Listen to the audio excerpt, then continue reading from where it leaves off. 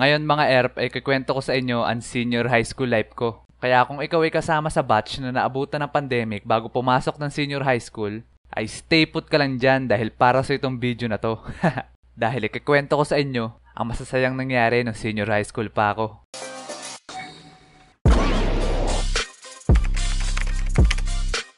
Para sa akin, senior high school ang pinakamasayang school life na naranasan ko. Pero di ko naman sinasabi na hindi masaya ang iba ko pang school life katulad ng high school. Masaya din naman sila pero hindi katulad ng senior high. Talagang the best. Isa nga pala ako sa first batch ng senior high school. Sinasabi ng iba na ang malas daw nila dahil naabutan sila ng senior high. Pero para sa akin, ang saya-saya ko dahil naabutan ako ng senior high school. Ayoko pa kasi mag-college. Te, joke lang. Nagkataon kasi na merong strand dito sa lugar namin na saktong-sakto sa aking hilig at yun ay ang illustration animation. Hulog ka ng langit. At isa na rin yan sa dahilan mga ERP kaya naging masaya ang senior high ko. At ang school ko dati nung senior high pa ako hindi naman ganong kalayuan sa bahay namin. Tapos ang maganda pa dun sa school na napasukan ko, naka-aircon lahat ng room namin. Sana all. At hindi lang yun mga ERP. Malapit din ang school namin sa Pure Gold. As in katapat lang. Tatawid ka lang ng kalsada at boom! Nasa mall ka na. Kaya yun ang favorite ng bayan namin ng mga tropa ko pag wala na kaming klase. Minsan pa nga pag wala kami magawa dati, sinasayawan namin ng mga CCTV doon. Kaya sagana kami dati sa aircon. Sa umaga nga pag mapasok ka sa room para ka mapasok sa rep sa sobrang lamig. Kaso sa tanghali ay parang pugon sa init dahil pinapatay ng guard ang lahat ng aircon sa room. Hehe, no problem dahil sa Pure Gold kami tatambay at doon magpapalamig. Alright. At pag magsisimula na ulit ang klase namin ay bubuksan na ulit ng guard ng aircon sa mga room. Kaya pag mabalik kami sa school, ay malamig na ulit ang room namin. Kaya dati talagang namuti ako ng sobra dahil maghapon ako nakababad sa aircon. Sana all naka-aircon ng classroom. Oo, maganda naka-aircon ng classroom at laging presko. Pero minsan pangit ka banding ng aircon. Naranasan mo na ba na merong aircon ng room nyo tapos may pag-graded recitation yung teacher? Hindi pa. Kung ako sa'yo, magbabaon na lang ako ng kumot pag ganun. Kasi lalamigin ka talaga ng sobra. Pag kinakabahan pa naman ay nagiging doble yung lamig ng aircon. Tapos nakaka-pressure pa yung pagtatawag ng teacher sa hawak niyang index card. Grabe talaga yung kaba kada bunot. Talagang mangangatal ka kasi nuot sa buto yung lamig dahil sa kaba. Boy, sabihin mo nga sa guard, painana tong aircon. Sobrang lamig na din na yan.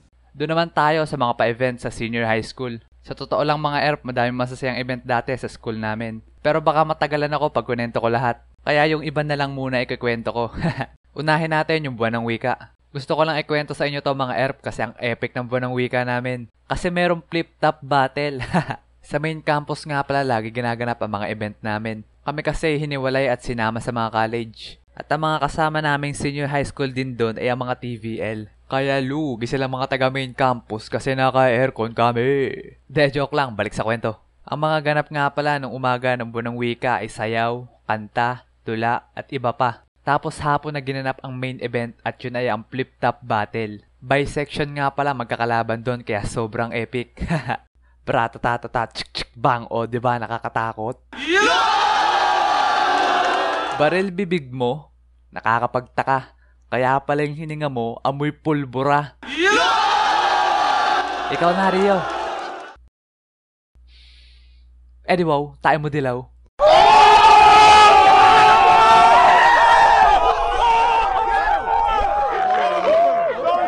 Sapatos mo puti, shorts mo puti, damit mo puti.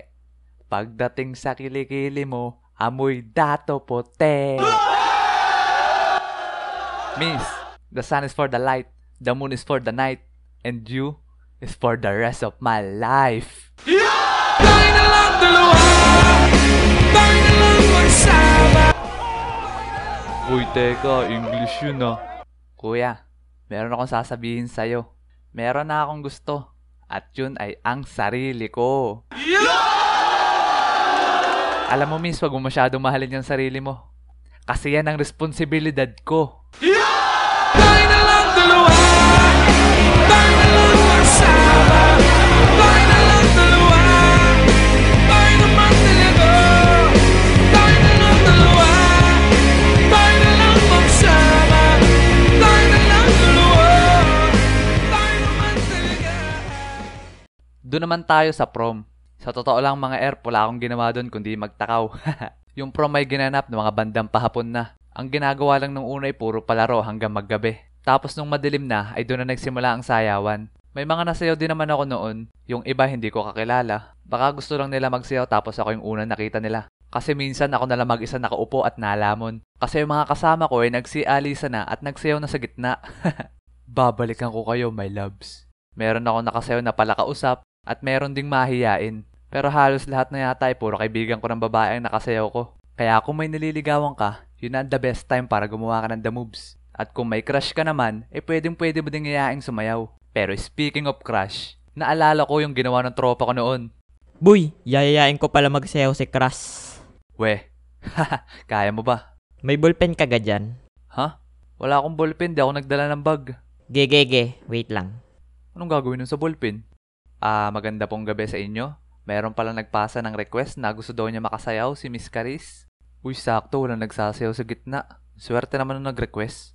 Uy, si Caris, di ba siya yung pinanlaban ng school natin sa pageant? Oo, sobrang ganda yun. So, binuksan ko na po ang music. Miss Caris at Mr. Bundang, maaari na pa kayo magsayaw sa gitna. Nani the what?